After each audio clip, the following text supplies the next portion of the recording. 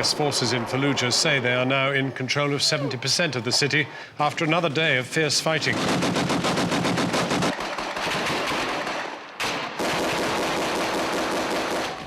What's gonna happen?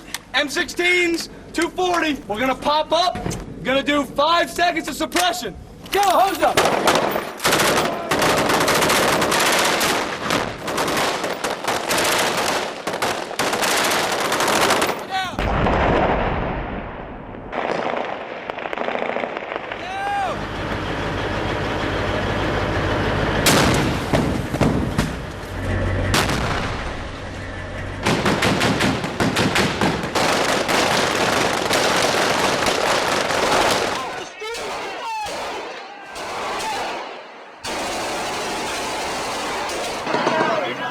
He's a smart enemy. He's shown some discipline.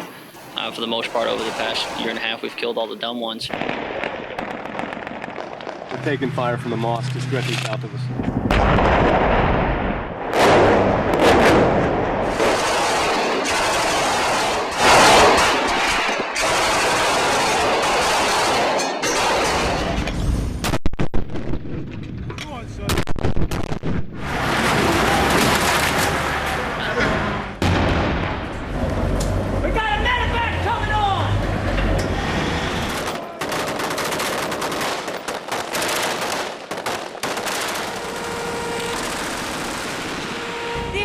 Don't want too much bad news about their military casualties to get out.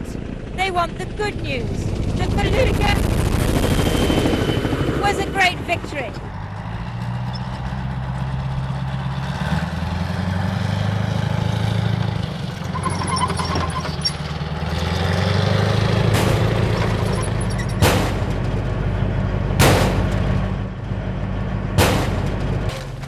Get on the roof. It's strange to think that these are family homes now abandoned to war. The attack on Fallujah has made things worse. It's actually, if anything, further mobilized the insurgency.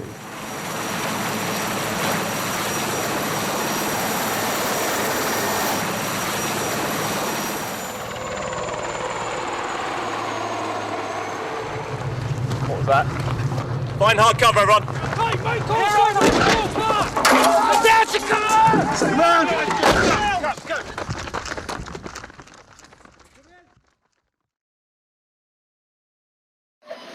These areas where the train tracks are and stuff like that, it's very good. Briefing the night patrol. This unit won't enter Fallujah yet, but in the coming days, the plan is to overwhelm the insurgents in the city with a major assault. The Americans believe that controlling Fallujah is the key to controlling Iraq. This is just the beginning of a large counterinsurgency operation that's going to provide the people freedom from fear and establish the legitimate government of Iraq. After midnight, the armoured Humvees set off. Patrolling the outskirts of Fallujah, the Marines know they may meet small arms fire, roadside explosives and suicide car bombs. This weekend, 9 Marines were killed. Everyone has to wear ballistic goggles. Shrapnel from a roadside bomb can take out your eye. The unit stops to sweep for explosive devices on the verge. It's not long before they find something. Hey, we might got one over here. Back up. Hey, back up. What they found is a white plastic bag with wires coming out of it. It could be an improvised explosive device, so they've sent for the ordnance disposal unit to come along. The Marines say that since they've been advertising, telling the people that the attack on Fallujah is imminent, they've seen an increase in the number of improvised explosive devices. And this spot is particularly bad. As they're sending the details to the bomb disposal team, news from the Humvees ahead. They've raided a house, finding 2 pistols, a Kalashnikov, a satellite positioning system, and a man who claims he works for the CIA. They're suspicious and have arrested him. The ordnance disposal unit turns up. They confirm the white plastic bag is a bomb and blow it up.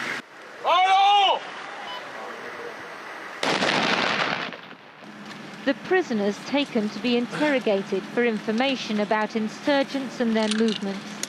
By now, their most notorious leaders, like Abu Musab al-Zarqawi, must have melted away to fight another day in another place. But Fallujah still has huge political significance. Taking Fallujah is not the answer to the counterinsurgency war, but making the people of Iraq feel secure that there is law and order and that the legitimate government will not tolerate terrorism or criminal activity or people that foster murder, intimidation, and coercion, things of that sort. That's what this whole operation is about. Working on the Amtraks, each vehicle needs 7 hours of servicing for every 1 hour on the road. The Marines have been told to be ready for a major operation soon. There's no element of surprise, but that's part of the plan too. They want civilians to flee Fallujah, so there's less chance of killing them. The armoured vehicles roll out for one of their last patrols before the onslaught. There's no doubt that US forces can retake Fallujah. The question is whether the Americans and their Iraqi government allies are right, that the fall of Fallujah will fatally wound the insurgency. Lindsay Hilson, Channel 4 News, with the 1st Marine Expeditionary Force near Fallujah. It's a nightly barrage. The Americans trying to weaken the insurgents before the assault on Fallujah. They say each target is carefully selected, but last night they hit a medical warehouse next to a small hospital. Briefing for the coming attack. Each platoon is studying the map, learning their battle sector and role. Marines I've met say their greatest fear now is blue on blue, Americans killing each other, because so many different units of both Army and Marines are going to be fighting in one small town. There's no doubt the Americans can retake Fallujah, but will that solve their problem? Last month they retook the neighbouring town of Samara, but just today a series of coordinated car bombs there killed at least 37 people. The danger is the Americans are going to repeat the mistakes the Russians made in Grozny 9 years ago. They virtually destroyed the Chechen capital, but they're still fighting Chechen rebels today. Lindsay Hilson, Channel 4 News, with the 1st Marine Expeditionary Force near Fallujah. These latest casualties came as the Black Watch battle group was beginning its biggest operation yet. Hundreds of soldiers were being deployed to the far bank of the Euphrates River when the suicide bomber struck. 2 soldiers were on a tasking when a suicide bomber drove his vehicle at them and initiated his device. As a result of the attack, both soldiers have suffered serious damage to their lower limbs. The soldiers are currently in an American field hospital and will be evacuated to a military hospital in Germany within the next 24 hours. Anxious soldiers in their Warrior armoured vehicle listened to the first reports of the attack. The explosion could be heard for miles around. The bomb disposal experts had been at the back of their Warrior when the suicide bomber drove his vehicle into them. The Black Watch this morning had been led across the Euphrates by a lone piper playing a Scottish lament, in memory of the 3 soldiers and their translator killed last Thursday when a suicide bomber struck their vehicle checkpoint. It gave the operation an added edge, though the main purpose was to establish a forward operating base on the eastern side of the river. They secured the main bridge across this stretch of the Euphrates before blocking roads and carrying out vehicle checks, described as random and unpredictable. One officer said, "We can't afford to stand still for long." Prophetic words indeed. Today's casualties will come as a further blow to the battle group, but commanders here at Camp Dogwood say that after today's mission they do now dominate their zone of operation. And with the battle for Fallujah about to begin, they say they've identified and are monitoring all the main insurgent routes in and out of this area. Ian Williams, Channel 4 News, Camp Dogwood. This is the area the Black Watch battle group is trying to seal off. from the lush banks of the Euphrates to the vast desert beyond, filmed from a helicopter flying into Camp Dogwood this morning. They've stepped up reconnaissance flights and patrols and say they're now fully prepared to block the rat run, the expected flow of insurgents out of Fallujah, some 25 miles to the north. One senior commander at British headquarters in Basra said they had been surprised by Thursday's suicide attack, and another on Sunday that gravely injured 2 bomb disposal experts. In an extraordinary admission, given the American experience in the Sunni triangle, he said they had not been prepared for them and were now having to change tactics. The same military commander described the suicide bombings as something horrible, cold-blooded, something it's difficult to get your head around. He also said that based on eyewitness reports, the bomber was a Caucasian, a white male, not an Arab. The admission of surprise by the senior Basra commander also seems at odds with the views of the commander of the Black Watch. Lieutenant Colonel James Cowan was the alleged author of emails warning that once the Black Watch arrived, every lunatic terrorist would descend on the area like bees to a honeypot. Camp Dogwood and the new forward operating base on the far side of the Euphrates came under mortar attack again today. There were no casualties. Ian Williams, Channel 4 News, Camp Dogwood.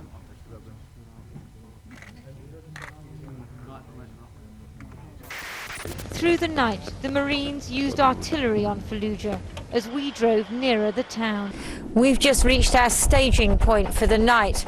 We skirted round the east of Fallujah, and now we're somewhere in the desert. A group of tanks and armoured vehicles will wait here through much of tomorrow. On the horizon, I can see smoke. That's where they're bombing Fallujah even now, just as the operation's beginning. At dawn, more bombing, hitting the eastern side of the city. We learnt that other troops had already taken the hospital west of the river Euphrates. The company we're with is headed for a different sector. Behind me, the men of this unit have just been briefed on what happened last night, when the first wave went in on the west of the river Euphrates. I can hear the bombing in Fallujah still in the background, and these men here know that they'll be going into action there soon. After a few hours, we moved, a company of Marines rolling through the desert. At the roadside, we saw women and children. They're being forced to flee. The next few days will be immensely dangerous for civilians in Fallujah, so the Americans are trying to get many of them out. Helicopter gunships fly low. All through the day they've been targeting what they say are rebel positions in the town and barriers in the way of the Marines and the army. Between the Marines and Fallujah, an obstacle, the railway line which forms the northwest boundary of the town. They blew it once, and then again, ready for the tanks and armoured vehicles to roll through the breach.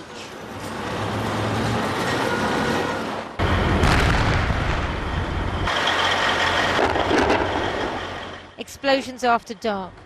Some may have been laid by the rebels, but as the company we're with moved into the northwestern district of Jolan, the bombing continued, supposedly targeting rebel strongholds.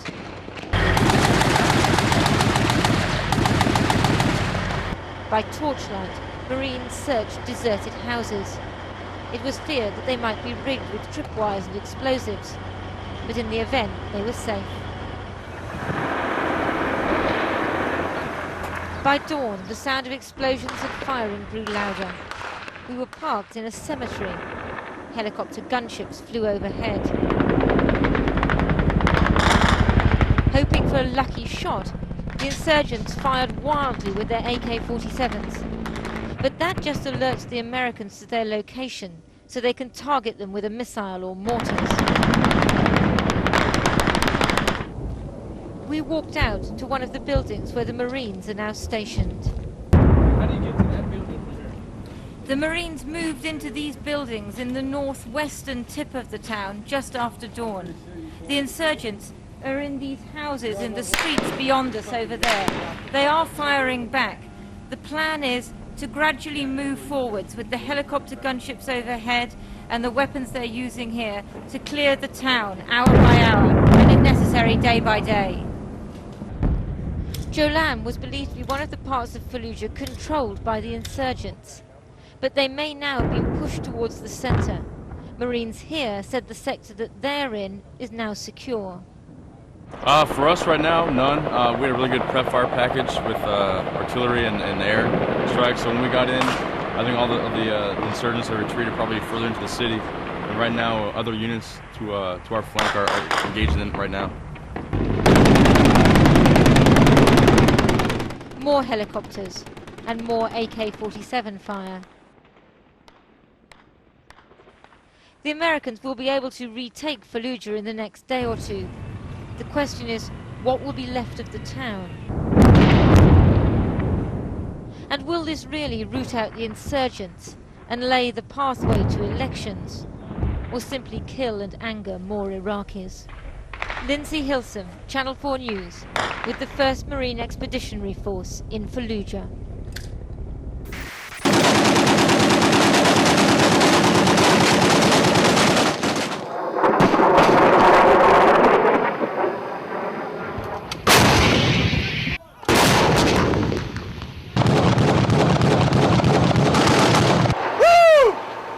The world is watching a one-sided fight and a one-sided view of it.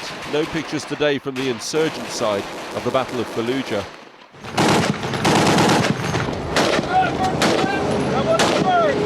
So we just don't know what's happening to the tens of thousands of civilians still here, according to the government.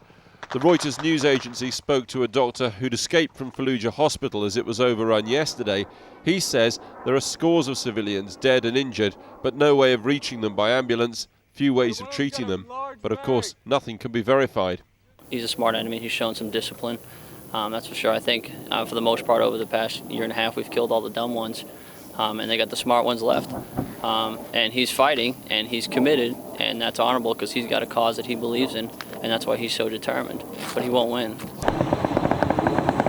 Win or lose here, taking Fallujah will not end the war. Consider this, whilst 3 Marines were killed at Fallujah today, no fewer than 9 US soldiers and Marines were killed elsewhere by the insurgency. Back in Fallujah, it was reported the fighting had died down somewhat by late afternoon, though these Marine patrols were still firing on what they said were insurgents armed with Kalashnikovs. And pictures also showed heavy armour had now moved into more built-up areas of the city. The US commander summed up the resistance so far like this. The Americans have no precise idea but feel there are about 2,000 or 3,000 fighters resisting in Fallujah. But the picture of combat in the war across Iraq today proves again that Fallujah is not, never was, and never will be the only place where insurgents can plan, regroup and fight again.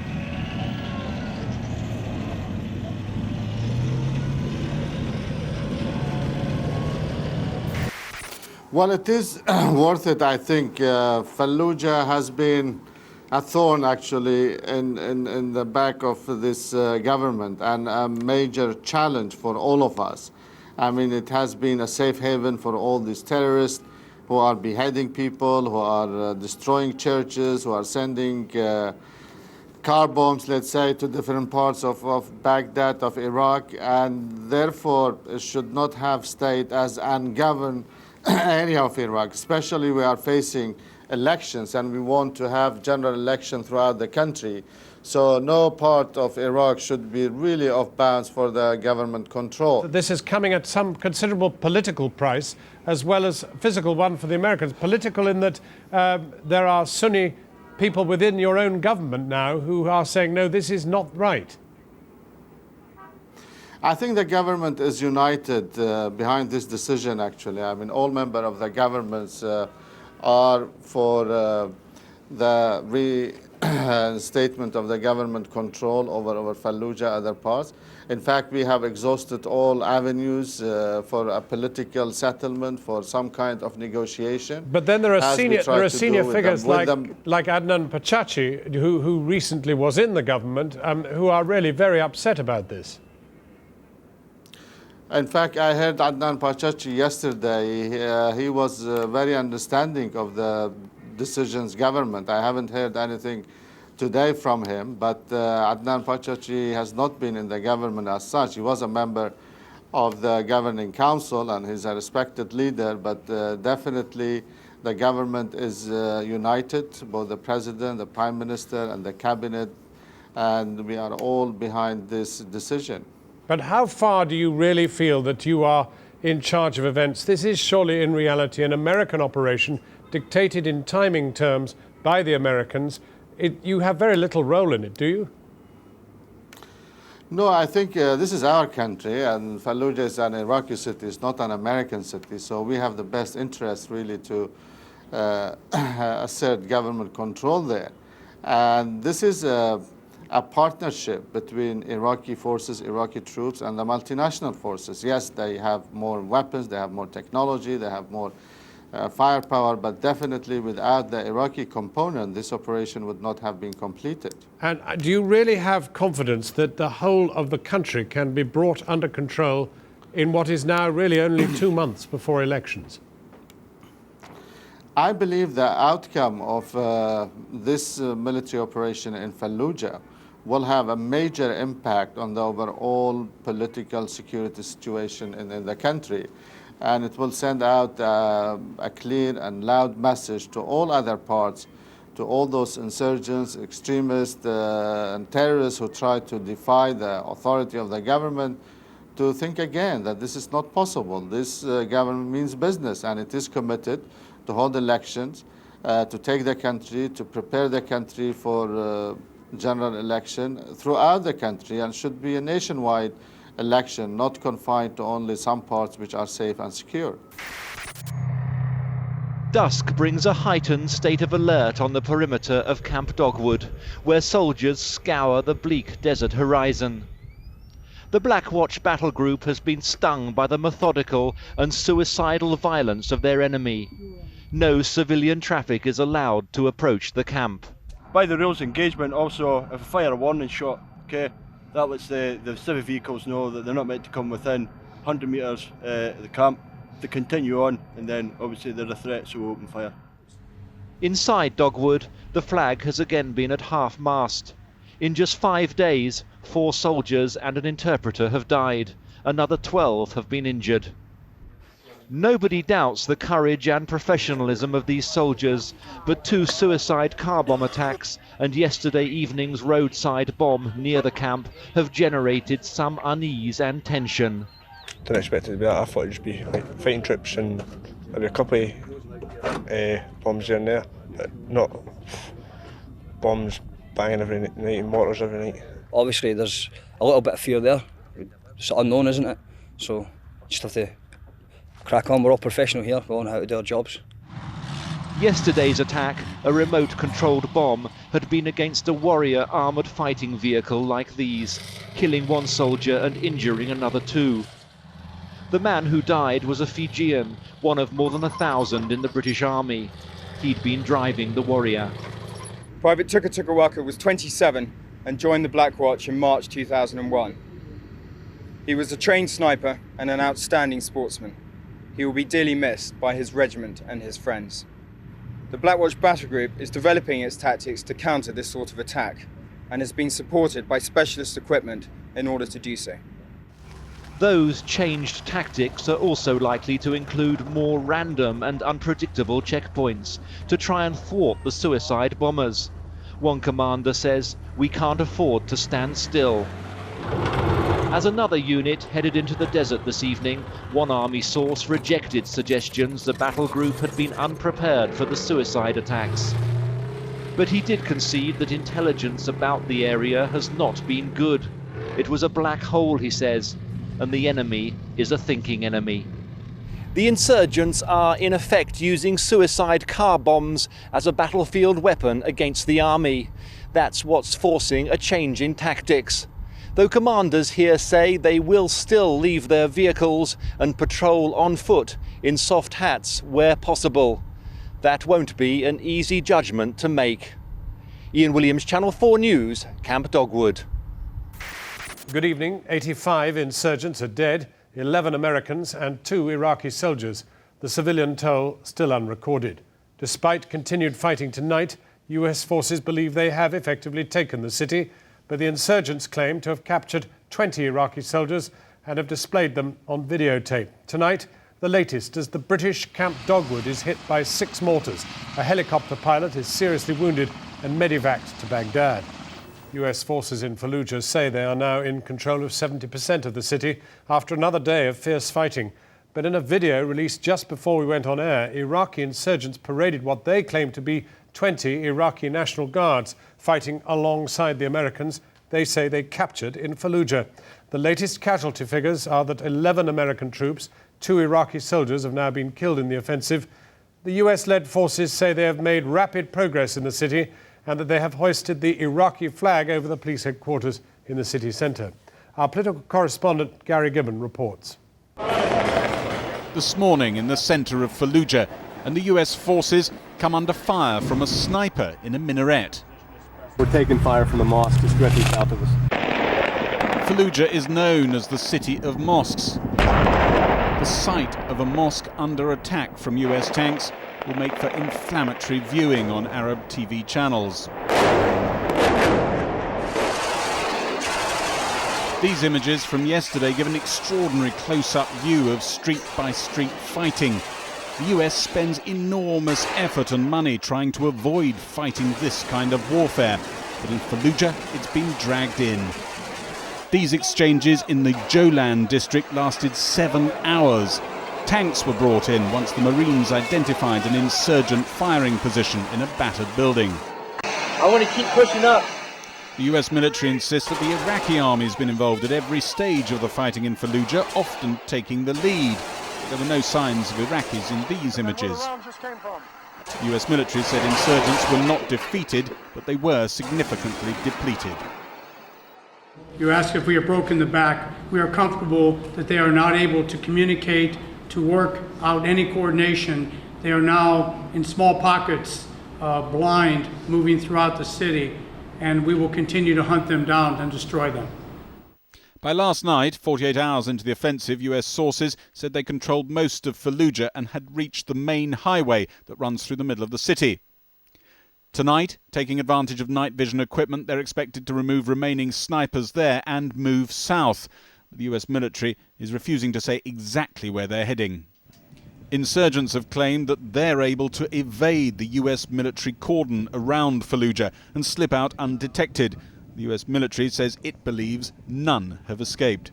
Yeah, we haven't seen anyone run out of the city yet. We've been maintaining continuous observation from our vantage point, and so far no one's fled the city in our direction, which means that our mission is we're succeeding. And these are rare images from the other side of the conflict. These insurgents were filmed in Karma, just north of Fallujah. They show the ramshackle nature of the forces taking on the mightiest army in the world. They also show insurgents operating beyond Fallujah. And today those insurgents struck yet again all over Iraq, in Mosul, where there were gunfights with police. One Turkish worker was killed in shootings in Baiji.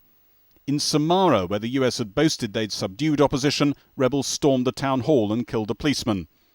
And in Baghdad, 7 people were killed in a suicide bomb attack near a police patrol. And a previously unknown group claims to have kidnapped the first cousin of the interim Prime Minister Aid Alawi and 2 of the man's female relations. The kidnappers said they would all be killed unless the Fallujah offensive was called off. At a press conference, the Iraqi military showed their forces raising the Iraqi flag over Fallujah police station. They said Iraqi soldiers had also uncovered the slaughterhouses where Musa al-Zarqawi's group is believed to have held some of its hostages. There was the clothing, the black clothing that you've seen in some of the TV that they were broadcasting when they captured some hostages. Joining us now is the former leading member of the Iraqi Governing Council, Adnan Pachachi, former Foreign Minister of Iraq. Adnan Pachachi, you're a secular politician, but you're a Sunni. Do you support the attack on Fallujah? Well, of course, I was very unhappy about the loss of life, about the destruction, and my position has always been that force should be used only as a last resort. That dialogue is the best way to deal with these problems.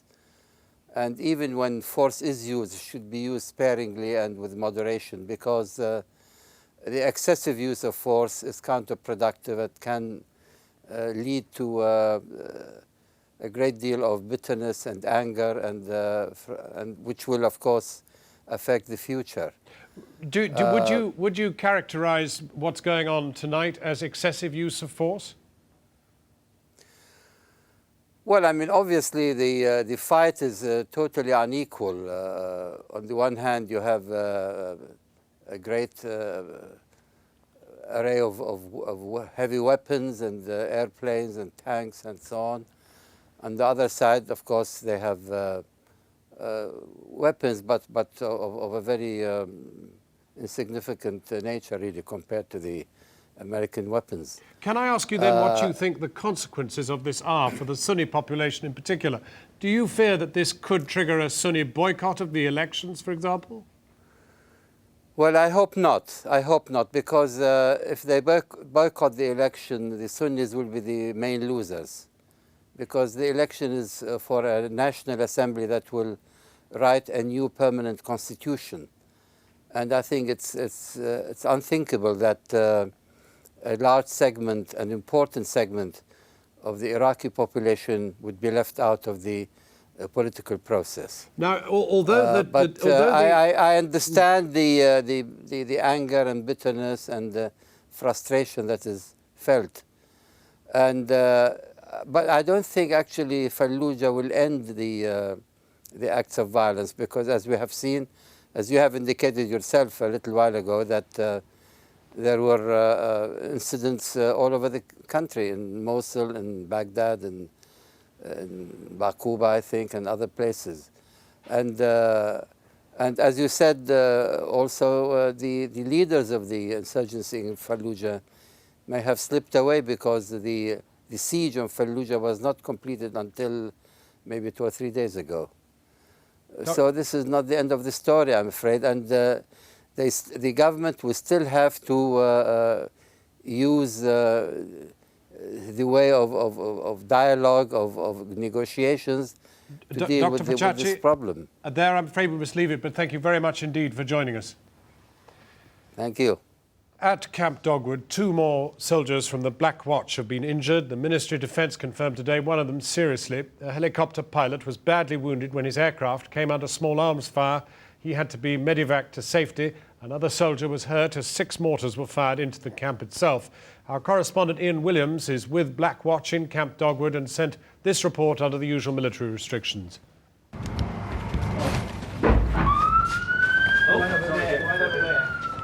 As a rocket thudded to the ground outside, we scrambled into the sandbagged shelter that's been the home for journalists here. A wailing ambulance sounding the alarm across Camp Dogwood. A soldier counted heads, a procedure repeated across the camp, and now becoming an all too familiar ritual when the shells rain in. So for the second time today, Camp Dogwood has come under attack. The camp's locked down and we're all taking shelter until given the all clear. Ironically, this attack happened in the middle of a rehearsal, a drill for soldiers taking positions, deciding what to do in the event of an attack on the camp. Outside, the drill suddenly became more real. They'd been digging in, taking up the positions they'd use in the event of a ground attack on the camp. That didn't happen, but with 6 mortars, or rockets, landing in the vicinity of the camp today, one lightly injuring a soldier, they were leaving nothing to chance. Earlier, a Black Hawk helicopter had swept into the camp for the emergency evacuation of a seriously injured British pilot. His helicopter had been hit by small arms fire from the ground, his co-pilot bringing him safely back to Dogwood. This has been the most intense day of attacks against the Black Watch battle group since Operation Bracken began. A company of Warrior armoured fighting vehicles had also come under mortar attack. There were no injuries, and commanders say they returned mortar fire after detecting the insurgents using high-tech sensors. One soldier today had placed a poppy in his helmet. Still time for remembrance on such a threatening day for the Black Watch battle group. Ian Williams, Channel 4 News, Camp Dogwood.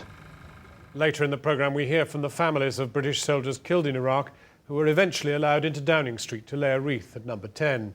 But let's go live now to Fallujah, where we've got our international editor, Lindsay Hilsum, on the line. Lindsay, what is what's actually going on as we speak? John, it's quiet where we are today. The unit I'm with has advanced quite a long way into Fallujah, very near the centre of the city now, in Jolan, this northwest district, which was controlled by the insurgents before. I've just heard one gunshot, but other than that, it's been quiet for the last few hours. That certainly wasn't the case earlier. As they were advancing earlier today, there were what they call pockets of resistance. But there was quite a loud firefight at one point with AK-47s from the insurgents on one side and then the Americans with their M16s and their heavy weapons on the other. So they certainly have met some resistance today.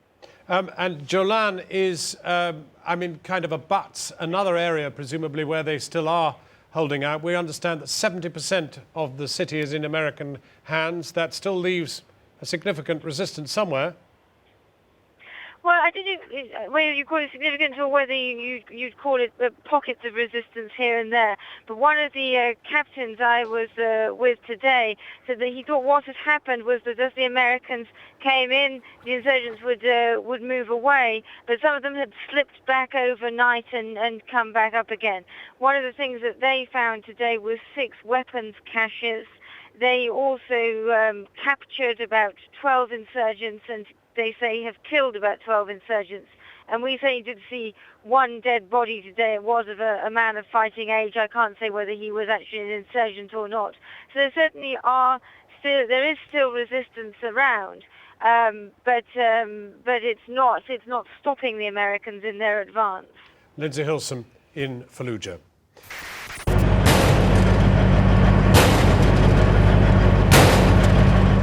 Gate to gate, door to door, breaking and entering, aware that any house may be booby-trapped or occupied by gunmen. The unit we're with has spent the past 4 days pushing south through the Jolan district of Fallujah. This is violent work.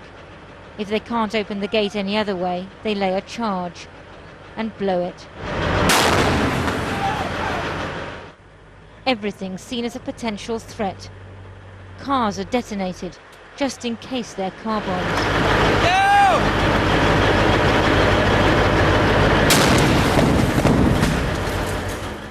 This one burnt for half an hour or so, and they are having to fight, as insurgents leave an area and then creep back.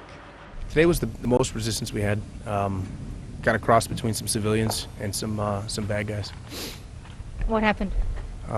We shot a lot of bad guys and collected the civilians up really good, and I brought the civilians back, and the bad guys, there's a couple dead and there's a couple back there right now getting worked by our exploitation teams. The units captured about 12 prisoners who've been taken away for interrogation. Amongst the civilians they found was a child who'd been locked in a room. They also came across the bodies of 5 men who appeared to have been executed with a gunshot to the throat. We saw just one body lying where he'd fallen. The unit leader says they've killed several insurgents. Yeah, we found a lot of weapons today. Today was the largest stockpiles of weapons. We found about 6 sites, some explosives, a couple houses rigged to blow, cell phones, a lot of cell phones. So we're finding the usual mix, but in large quantities today. Some weapons, like these rockets and rifles, are gathered up and taken away to be destroyed. Others left where they're found, to be dealt with on the spot. But yeah, you can tell because this is their sleeping mat. They've had some, they were making some IEDs also, because you found some squibs here and some several civilian dead cord and confuses. PRC controls right there. Right there. And basically, this was their area right here. They had a little area outside which they had set up as a fighting hole. They left in a hurry. Amongst the weapons those given by the Americans to the Fallujah Brigade, the Iraqi militia who were meant to control the town, but then turned on their US sponsors. A few blocks of plastic explosives ensured that this cache met the same fate as the others. Check.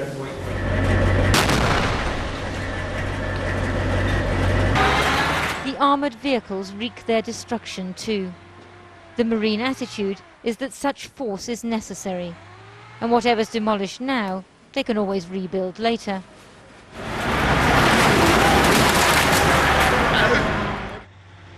Insurgents may have pushed the people out of these houses some time back. Still, it's strange to think that these are family homes where ordinary people lived, now abandoned to war. Photos staring at no one. Once caged birds, bewildered to be free. The soldiers are still going from house to house, but now they're staying in the houses and holding them. The firefight is still going on. There's resistance in the surrounding areas. Later on they hope to start patrolling, to flush out the last of the insurgents, some of whom they say slipped away overnight and then came back during the day. American forces are consolidating their hold on Fallujah, hoping they've fatally wounded the insurgency in Iraq, not simply driven the rebels out of this town to set up in another. Lindsay Hilsom, Channel 4 News, with the 1st Marine Expeditionary Force in Fallujah.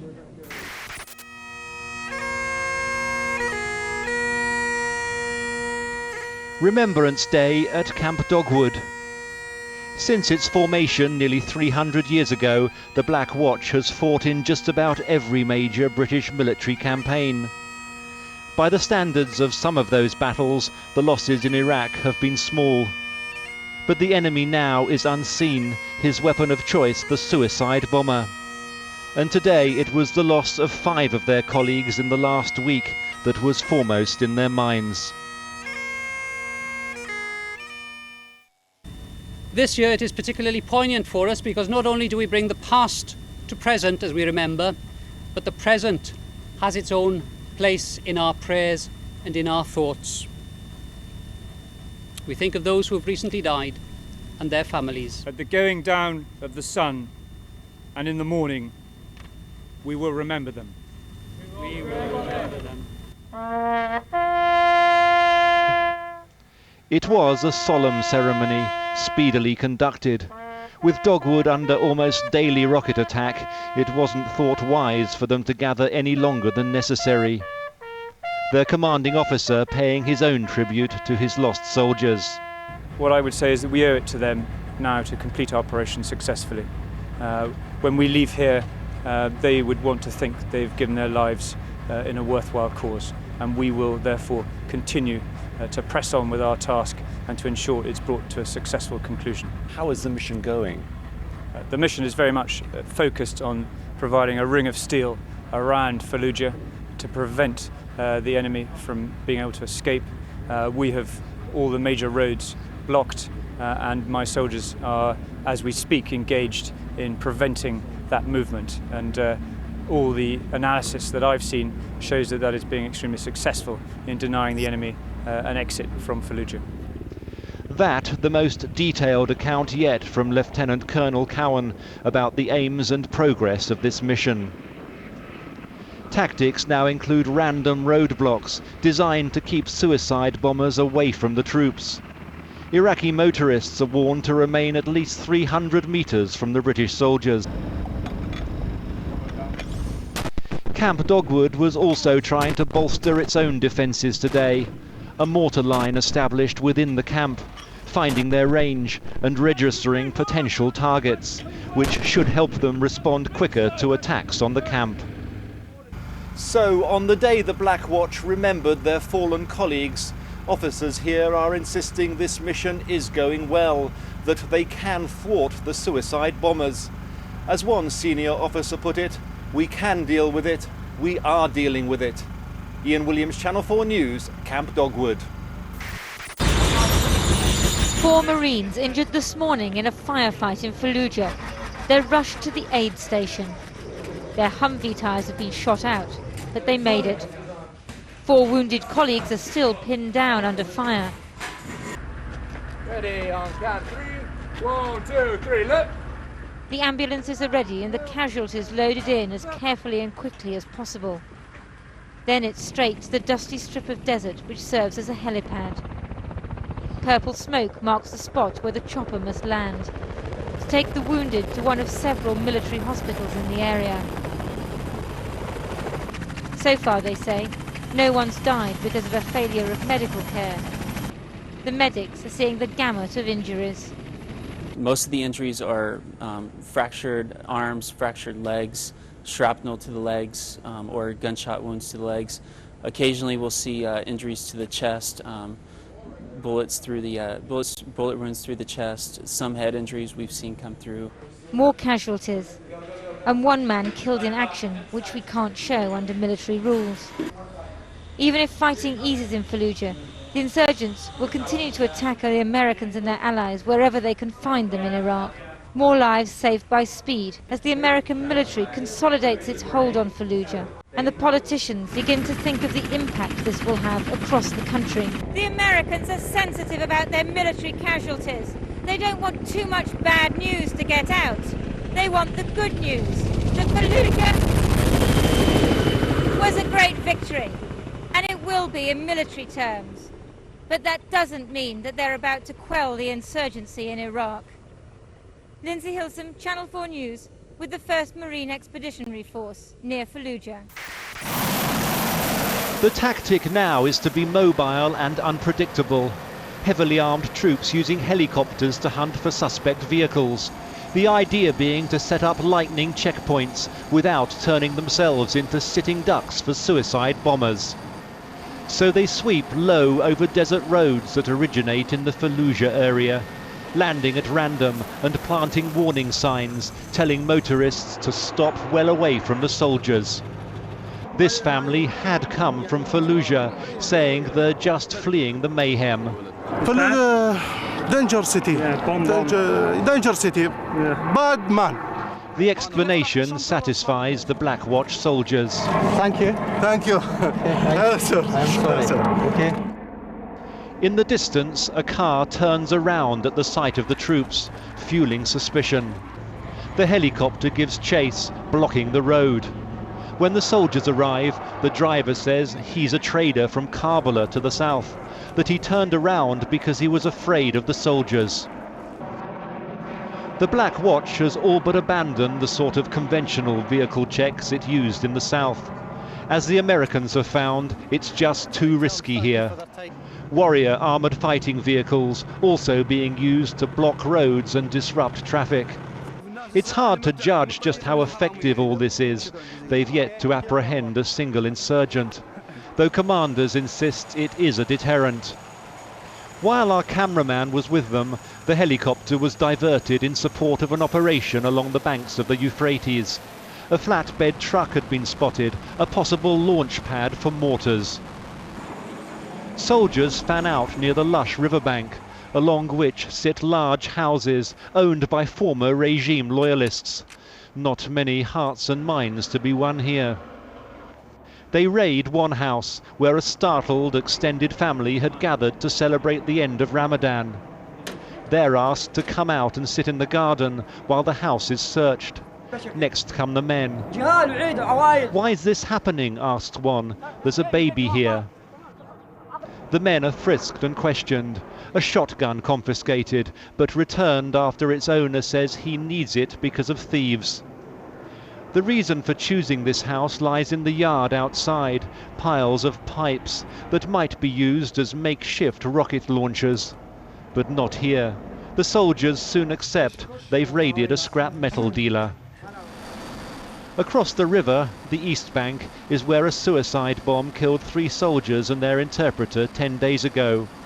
It's also where the Black Watch battle group has its new forward operating base, Springfield, among the bombed-out derelict buildings of a former arms factory, where one soldier reflected on the dilemma they now face. You've got to look at every vehicle as if it could be a threat, but you've also got to think that these are civilians and you're here to protect them as well, so it's a very difficult situation. The base is in the massive al-Qaeda complex, where more than 350 tons of munitions and explosives were looted from the hill-like bunkers under the nose of the Americans after the end of the war. One commander says the insurgents have an almost unlimited access to munitions and the skill to use them. We were engaged by an RPG to our rear, so no casualties or support.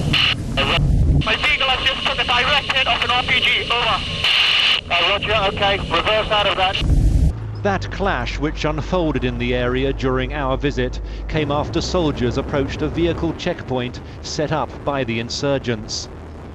There were no casualties, but they did seize a number of weapons after the insurgents fled from the checkpoint, one of several they've set up in recent days in defiance of the British. Springfield is at the sharp end of the Black Watch operation, as the men here are only too aware. It's a personal victory, cigar. Personal victory that I'm still here. So you got a bigger one, have you, for when the tour finally finishes? Yeah, it was about a foot long. Nearby they found a small mosque, used, they say, by insurgents for executing those they accuse of collaboration. 2 bodies were also found. They say a total of 16 bodies have been found in the area. The Black Watch battle group is now stepping up the tempo of operations. That is, in part, because the insurgents are now more active, trying to divert attention away from Fallujah and prove their prowess elsewhere in the country. Ian Williams, Channel 4 News, Camp Dogwood. There are Marines in here! The reporter from NBC was with a group of US Marines on Saturday as they approached a mosque in Fallujah. It had been stormed the previous day after Marines were fired on from the building. They meet a second group of Marines and discuss what they found. Yeah, we had 2 in there. You shoot them? They have your weapons on? The Marines go in to find a number of dead and injured Iraqis. They've left 5 wounded Iraqis in the building to be collected after the previous day's fighting, but for some reason they're still here. Then the camera captures a moment of horrific violence as the Marine notices one of the men is breathing. Yeah, he's breathing. He's faking, he's f***ing dead. Yeah, he was playing. The wounded man is shot in the head at point-blank range. Another injured Iraqi is left unharmed. The reporter with the unit said the men did not appear to be armed or threatening in any way. Now a military investigation has been launched. Let me make it perfectly clear. We follow the law of armed conflict and we hold ourselves to a high standard of accountability. The facts of this case will be thoroughly pursued to make an informed decision and to protect the rights of all persons involved. US forces insist that insurgents are using mosques as bases to attack them and they must retaliate. But the street fighting in Fallujah with small groups of determined fighters is inevitably bitter. Another Marine speaking today said in the same position he would have done the same thing.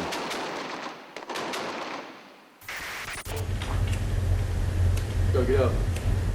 The last cigarette before heading out.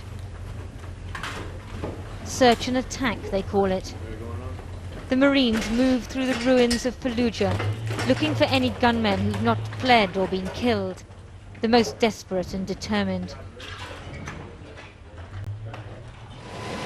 Tanks rumble in. The Americans were in this neighbourhood the day before, but maybe the insurgents crept back overnight. The Marines have been told to comb the mosque for weapons, and as they do, the firing starts. It turns into a firefight. The armoured vehicle arrives with more ammunition because the houses around the mosque are full of fighters. A group of Marines is pinned down on a flat rooftop. We're filming from an armoured vehicle on the street below. The heavier weapons fire a barrage at the insurgents. They call it suppressive fire. A Marine has been injured, and his colleagues need to administer first aid and get him out. A stretcher is brought. This is a serious casualty, and it may already be too late. But the rest of the group now needs to get out too, under intense fire.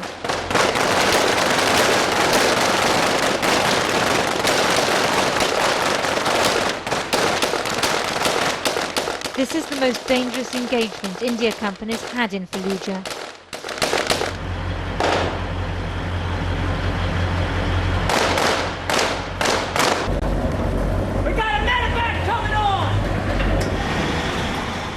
weren't allowed to film the casualties. This one was loaded into the Amtrak and taken away. The fire team crosses the street. Get on the roof! Charlie's coming up! They're going to hit the insurgents with an anti-tank missile. What's gonna happen? M16s, 240. We're gonna pop up. Gonna do 5 seconds of suppression. All right? Slow on M16s, like 2 bursts. That way, Cole Pelton is gonna show me where the fire's coming from, and I can look at the building. All right? It's you and you. Ready, set, go, hose up.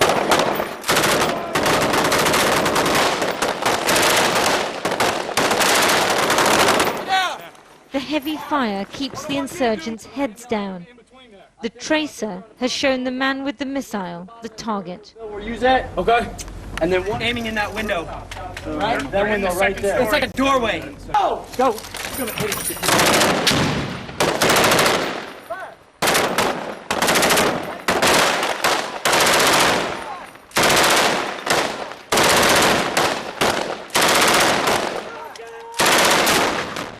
The backblast of the missile engulfs everyone in dust. They call in an airstrike, and the troops must quickly leave the danger area. Snipers are here with Captain Santos. All right, start with the guns. Guns are going first. Go, guns. Head take point. Red bomb. They rush down the stairs to find a new position. Fearing the insurgents may still be active, they run down the street. Keep my gun up. Move, gun. The debris of the day's battle lies in their path. A rocket launcher, a flattened Kalashnikov. From a safer rooftop, we filmed tanks moving along the street, ready to fire a round into each house where there might still be resistance.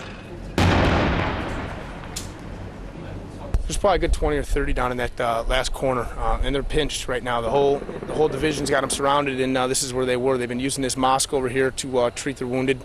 So inside that mosque, it's all dirty, and this last strip of house is down to our front, about 300 meters, just full of them, gunshot wounds and stuff, trying to get them treated, and they don't want to give up. We tried talking to them with our interpreter, getting them to surrender, walk out on the street.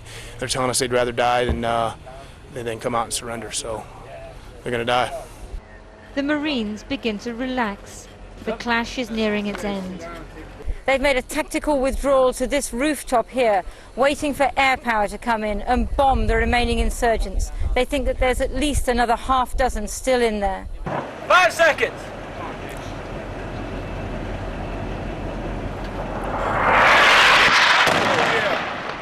Night is falling as the Marines go on foot to see whether the combined power of all their weaponry has destroyed their enemies. We're gonna check out the body, sir! In the wreckage of the houses along the street near the mosque, they find the bodies of 21 fighters. According to their documents, these 5 came from the neighboring town of Ramadi.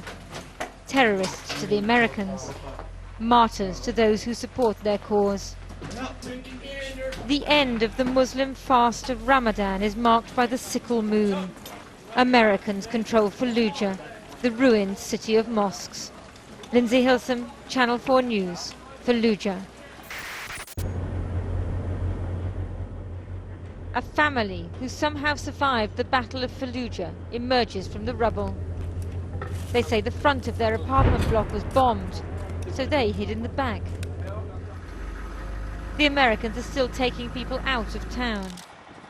They drop them north of Fallujah, where they can go to the village of Fallujah, now housing 4,000 extra families. Only a little aid has got through there. It's still hostile territory for the Americans, and most Fallujah families are dependent on friends and relatives. The refugees are given some water, a little food and money, and sent on their way. Father and daughter are alone now. His other 2 children were killed. The people aren't being allowed back into Fallujah. Only teams of Iraqi men, supervised by Marines, going to collect bodies. Rotting corpses spread disease, so the refugees can't return until the streets have been cleared. So far, they've collected only 50 bodies.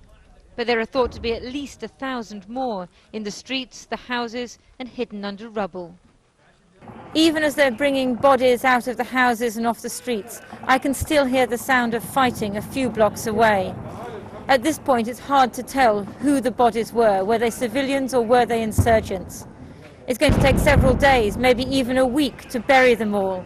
And this is just the beginning of the clean-up operation in Fallujah.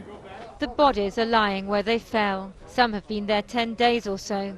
According to Islamic custom, they should have been buried within hours of death. But they'll be given an Islamic burial now. The bodies will be identified as far as possible from clothes and documents found on them. This team of Marines is taking care to work with community and religious leaders, but trust is skin deep. On the face of it, they cooperate well, but off camera, the Iraqis told me they blame the Americans for Fallujah's problems. All the bodies, they say, are civilians killed by Americans. That's not true. Some bodies have been found with weapons, but it shows how difficult it is to build confidence. We're building relationships where the things we can do, we do them, and we build up their trust. In return, they offer to help something like this. They provide organization and leadership. It's unfortunate circumstances, but this is the context of our meeting, and I think it's proceeding quite well. The body collection is curtailed when a firefight breaks out, just a couple of blocks away.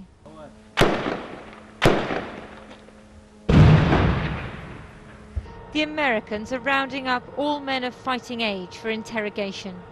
We've seen about 200 detainees in the last few days. Most will be released. Some may feel the Americans liberated them from the brutal extremists running Fallujah, but others will remain bitter towards their captors and occupiers. According to the Marines, mosques were used as sniping positions and weapons stores. That's why so many minarets have been blasted away. But it's agreed that Muslims must search the mosques, so the Iraqi forces are sent in. The search is perfunctory, to say the least. The problem, say the Marines, is that the Iraqi soldiers don't want to find anything in the mosque, so they just don't look very hard. They uncover no weapons here, just propaganda. Loads of propaganda talking about how the suicide bombings on our convoys, how they're going to kill Americans, how they're going to kill the Iraqi police for collaborating with coalition forces, how they're going to kill the Iraqi National Guard. Just a lot of hate, murder. That's what it's all about. There's just drawers of it. The devastation of Fallujah is immense. Houses reduced to rubble by aerial bombs. Streets where each building has been hit by a tank round. The Americans are going to offer compensation and help rebuild, but it will take years and millions. And livelihoods, family heirlooms and memories can't be so easily restored. This is the road from Baghdad to the Jordanian border, now littered with the debris of war. The shops on either side have been trashed. The Americans say that they've liberated Fallujah for its people. But we've yet to see what the people of Fallujah think about that. If we have purged this city from the elements that were running it into the ground and basically leading it down this road to hell and destruction that had taken the city hostage, if we have removed that from the city, then that's a gift that also has no tangible value, and it will allow the reconstruction to begin. No question that people suffered under the insurgent groups which ran Fallujah before the Americans came in. But that doesn't mean they'll thank those who destroyed much of their city in order to save it. Lindsay Hilsum, Channel 4 News, Fallujah. This morning, the men of D Company used a tactic they haven't employed since a suicide bomb seriously wounded 2 of their colleagues 10 days ago. Foot patrols. They will leave their warrior armoured vehicles outside the 2 villages they visit. The Black Watch don't announce their visits, but as the fighters who've been attacking them these last 2 weeks are mixed in with the population, the posture is defensive, especially when a car approaches. The path. Scotty, there's a vehicle coming up. From a distance, the occupants are signalled out of the car. Just have a dig around in there. It turns out to contain nothing more than cattle feed. The locals give a mixed reception to this kind of thing. 50-50 really. Some of them are quite receptive to us, but a lot of them aren't. They're quite, I wouldn't say unfriendly, but it's obvious that they're not happy us being here. Do you live here as well? He's in the same area. The value of these patrols is in gathering low-level intelligence and maybe winning a few hearts and minds. If this man is anything to go by, the Black Watch in just 2 weeks have had some measure of success. He said that we used to see the American forces, the other forces here, but their behaviors is different from your behaviors. You're good, you're better. But the Black Watch don't always show such a friendly face. 2 nights ago, A Company made what's been described as an intelligence-led raid on a house on the west bank of the Euphrates, some 15 kilometres from Dogwood. Tom. Yeah. Get the dog on these bags, will you? Yeah. During the raid, 2 men were arrested and taken back to the camp. They were questioned and then transferred into American custody. Back with D Company, and the foot patrols are about to enter a second village. This time, people won't be so friendly. Major Rob Lindsay and his men approach the village. At the first house, they're told they can't come in because the men aren't at home. They're over there. Then, on the edge of the village, one of the soldiers hears something. What was that? Find hard cover, everyone. Right, make call sign, let's go back! We had just turned up on the scene and dismounted when one 61mm mortar round landed about 300 metres away from our position, which is not terribly accurate fire. However, it was brought in quite quickly. This evening at Camp Dogwood, news has emerged of 2 more serious attacks against the troops here.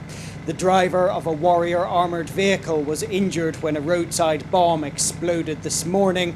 His condition is thought to be serious, although not life-threatening. And members of the Queen's Dragoon Guards had a lucky escape when an apparent suicide bomber blew up his car near their vehicle checkpoint in the desert to the west of here. Tonight, they are still searching for a second car seen in the area at the time. Carl Dinnan, Channel 4 News at Camp Dogwood.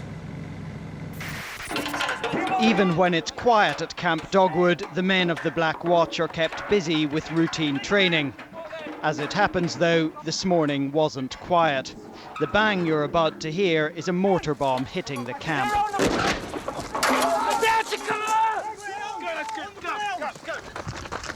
As the team take cover behind a sand barrier, another lands with a brief whistle and a bang. It's time to find hard cover inside a building. These attacks, once a regular feature of life at Camp Dogwood, had tailed off for a few days, possibly because of the end of Ramadan. Now, though, they are back. Each time it happens, everyone must be accounted for. The Black Watch had a successful day yesterday. They arrested 2 men after finding an illegal checkpoint. Elsewhere, they found 2 rockets. But the local insurgents seem undeterred. Indeed, before this morning's mortar attack, 2 rockets had been fired into the camp. One, which didn't explode, was later destroyed. Stand by!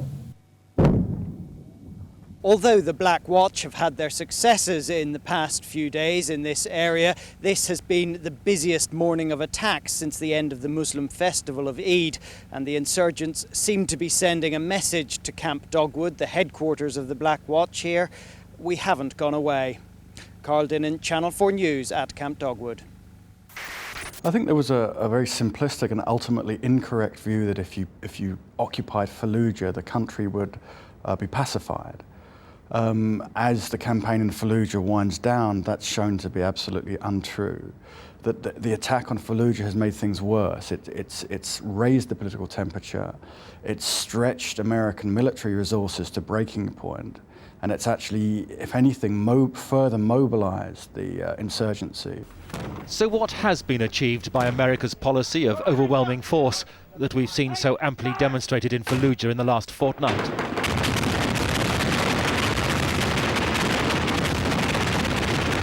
America's ultimate aim remains elections in the new year, January the 27th, the favoured date. But time is running out. A leaked US Marines intelligence report this week revealing that if US forces left Fallujah, the insurgents would come flooding back.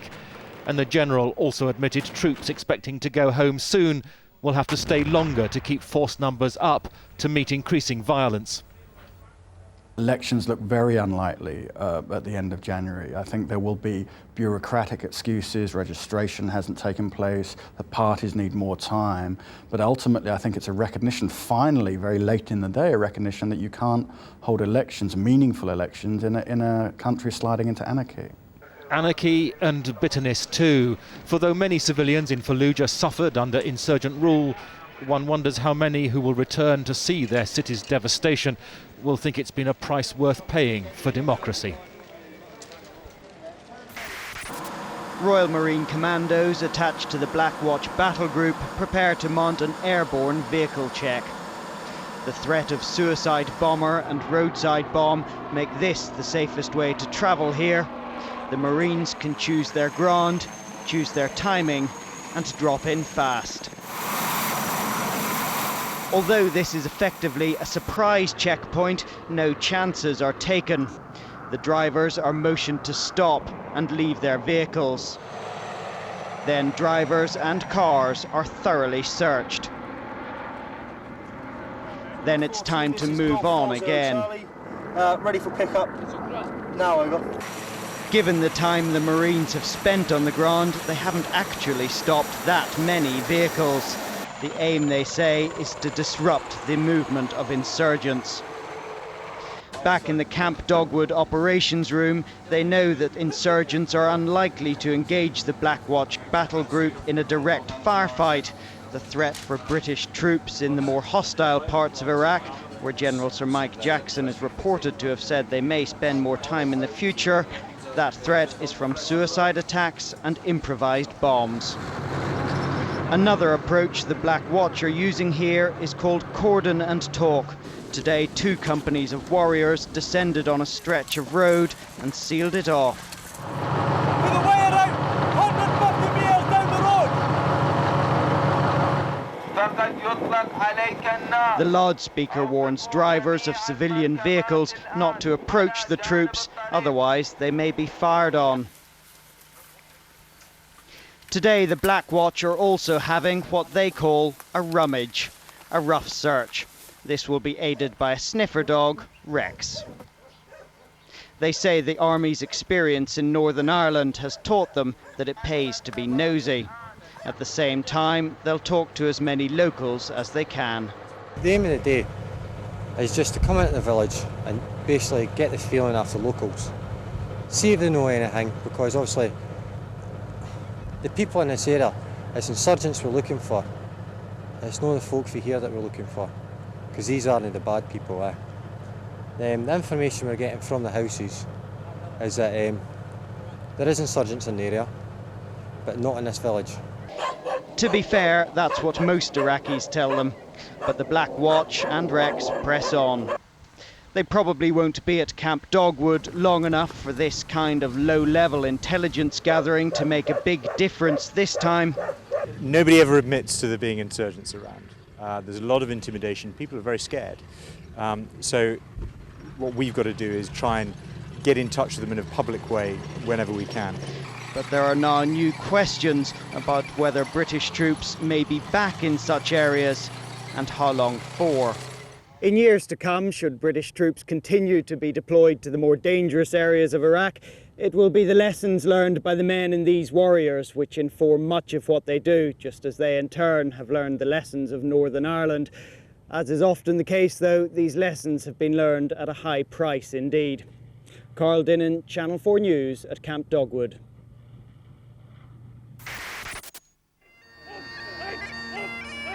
Led by a lone piper, they marched out of the mist at Battlesbury Barracks to embrace the families they hadn't seen for 6 months.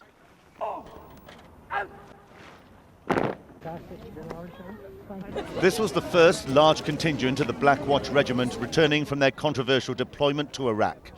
Their month-long mission at Camp Dogwood to support US troops in their assault on Fallujah led to 5 fatalities.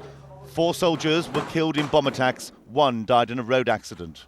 We were involved in 3 suicide vehicle-borne explosions, over 20 very large roadside bombs, and 120 other serious incidents. They're clearly delighted to be back, but they've returned home to uncertainty about the future of the regiment itself. There's speculation that the Black Watch could be merged with another unit to form a super regiment.